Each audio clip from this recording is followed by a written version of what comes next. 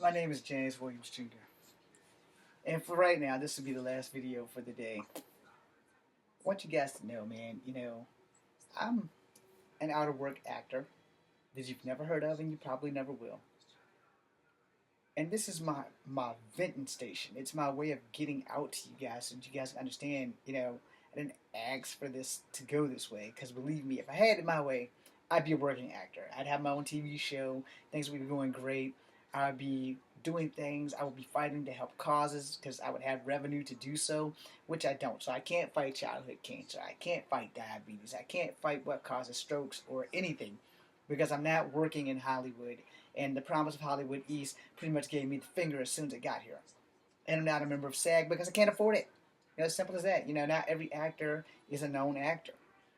So as I go through this, I want you guys to understand, I would love to be able to get back into action and make more kung fu movies and do the things I want to do. I want to work with Sammo. I want to work with Jackie. I want to work with Jet Li. Do we have any idea if that's ever going to happen? The answer to that is no. I would love to do voice-over acting because I can do that if people would just give me a chance and a job and things would work out in my favor. However, those things aren't always working for me because sometimes, no matter how hard you struggle, no matter how hard you try, it's just not meant to be in your favor. Now, back to my normal voice. I have a lot of talent. Whether I get the opportunity to use it or not, it's really not up to me anymore. It's up to the fans and the people who are supporting me. So to my 12 fans on YouTube, thank you so much. If there's more fans, thank you so much. To all my Facebook followers who are watching me on Facebook and could care two shits about me, how about you jump on my YouTube page and subscribe, all right? Because I think that's how that works. I'm not exactly sure how that works. I haven't really been paying attention to anything outside of putting these rants up and going on about my business because life kind of gets in the way sometimes and you kind of have to adapt and go with it, and that's just the way it is. Now, let me tell y'all something. I'm going to tell you the one rule of thumb that every person in the media, especially acting and singing, know and need to know. And if they don't know, they need to respect what I'm about to say. Without you fans, people are like me, struggling. Without you fans, people are nothing. And for you die-hard actors who are working, you're not hungry like me.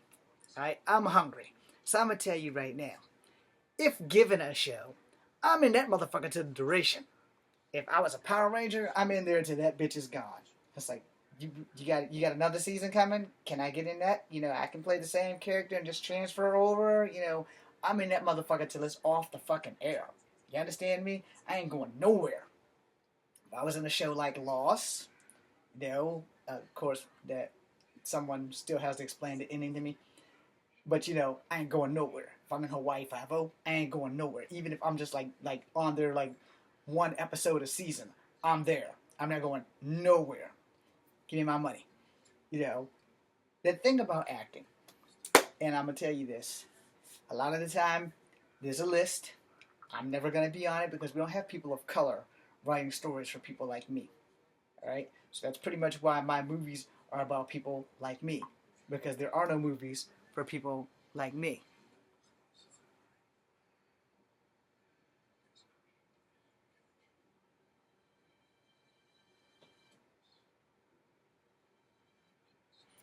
And the thing about that is, as long as there are people who have the power and won't write stories or make new things where everybody's ready to make a reboot of something, but nobody has anything original because no one wants to take a chance on something original. They just want to let's reboot, let's do this, let's do that. Oh, let's remake this movie, let's remake this movie. Okay, so there's been a remake of Last House on the Left. There's been a remake of I Spit on Your Grave. And then there was a sequel and then another one, which is I'm still trying to find because I didn't know that it existed. But they have new stuff, but not new stuff. And then it's so hard for independent filmmakers like myself to even get our foot into the door. I can't get my stuff to Cannes because, like I said, my original shit, not the stuff that you guys have now, the Guardians of the Galaxy thingy, but it's actually Guardians of the Earth. You guys don't have you have YouTube, so you're watching it. I don't know if anybody's insulting it or whatever.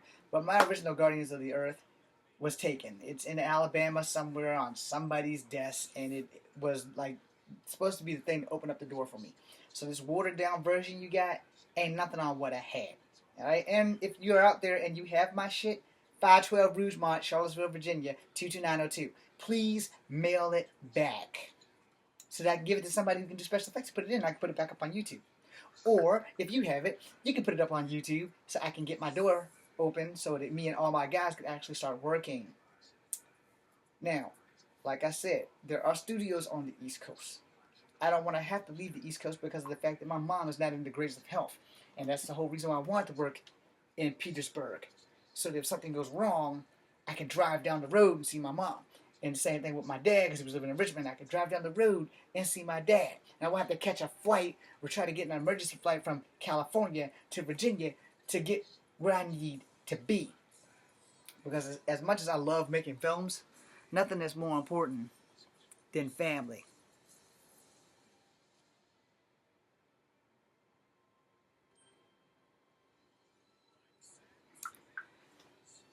And the thing is, yeah, I was texting, I'm sorry. The thing is, the acting is a hard business to get in. Entertainment in general is a hard business to get in. Easy as fuck to get out. Easy as fuck. Make $1 million disappear. Nobody will ever even remember you. Unless they come across one of your old tapes and then they'll have that show, Where Are They Now, come out. And somebody from there will hire somebody from wherever and they'll fly all around the world to look for you. And boom, when they find you, they'll be like, so what are you doing now? Like, oh, well, I made a lot of money. I decided that acting wasn't for me and I decided that this is what I wanted to do. Unlike the actors who are currently working, if I got a job in acting on any show I wanted to be on, no strings attached, they gave me an acting coach so that I don't fuck this thing up, and they gave me everything I need, like a doctor for my hip on set, the acting coach so that my acting skills can improve, so that when I'm looking for work, I won't have to beg for a role, I'll just be given it. Want to do any screen testing? Hi, how are you? How are you? Good to go. Ready to do. Here's your point. Here's your brat. Okay. So I don't want to go through all of that. I want to be working. I want to be an actor on any show as long as I can showcase my skills. You know what I'm saying? If I make kung fu movies, science fiction movies, or scary movies, I can't fuck that up because I love those movies. It's a big difference when you love a movie or a genre because you can't really fuck up something that you love. Not really. Now, let's just say that I got a job, for instance, on my favorite soap opera, Days of Our Lives.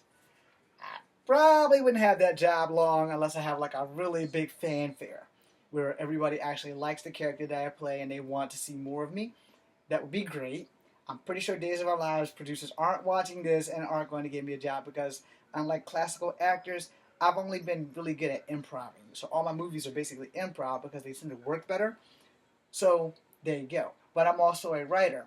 I dabbled in singing a bit, and I would only say to listen to my songs if you really don't mind having bloody ears.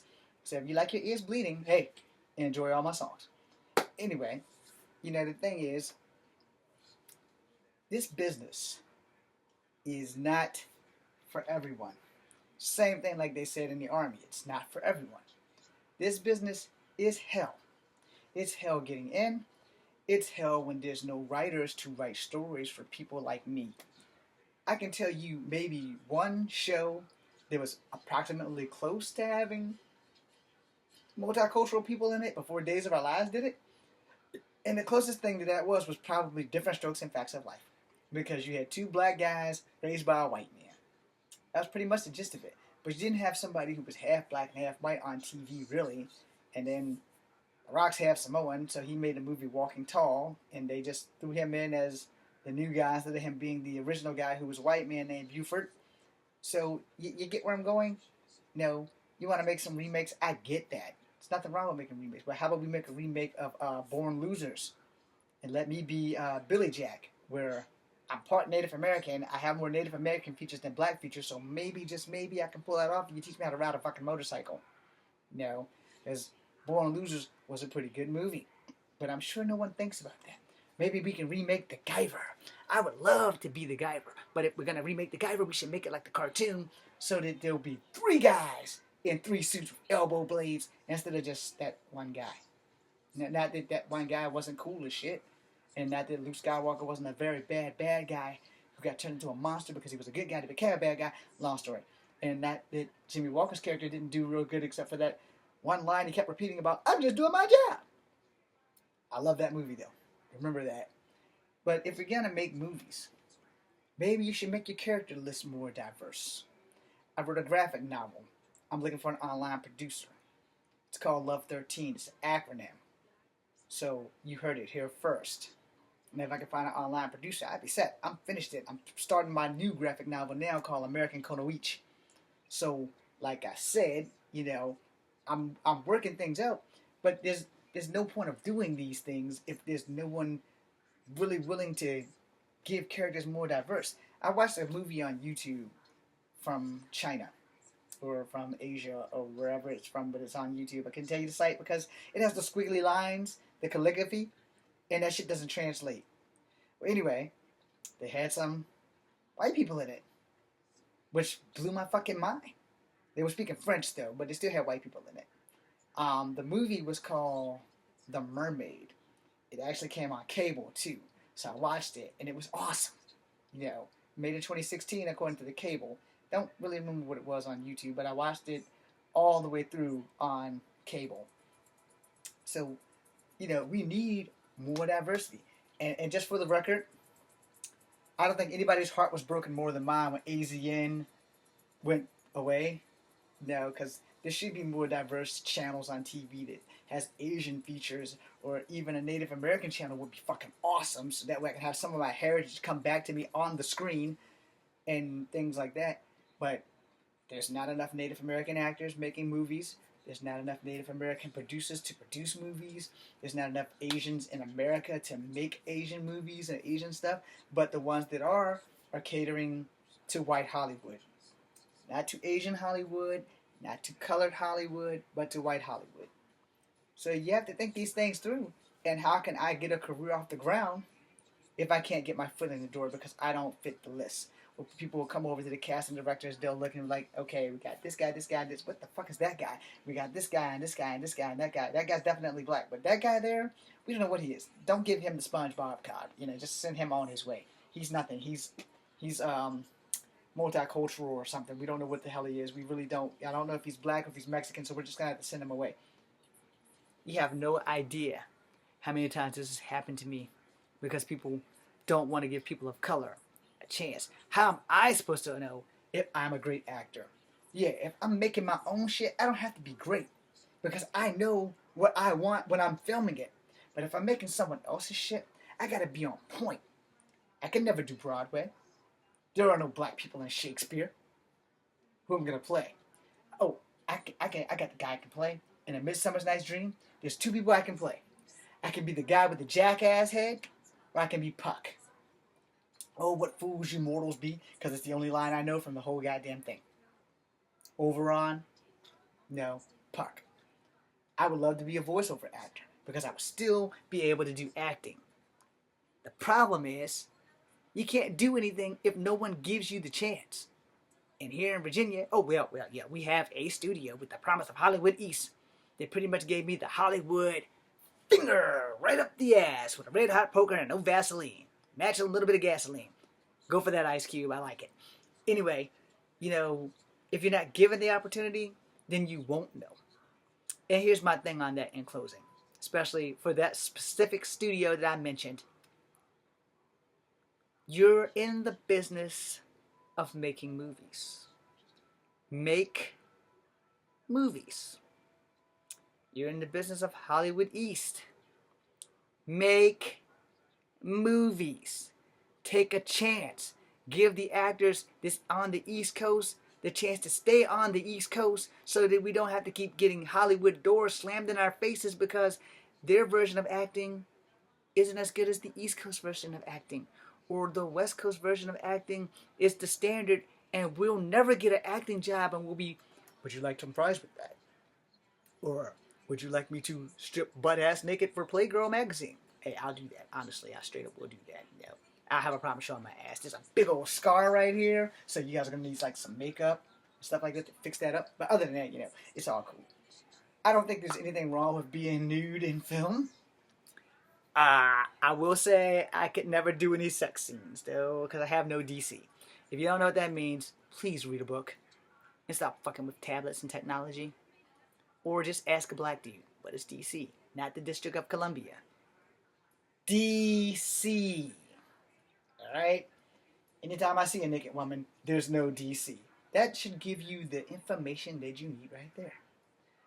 Now, I'm James Williams Jr. This is Comfy Happy number 2. Be seeing you. Or not.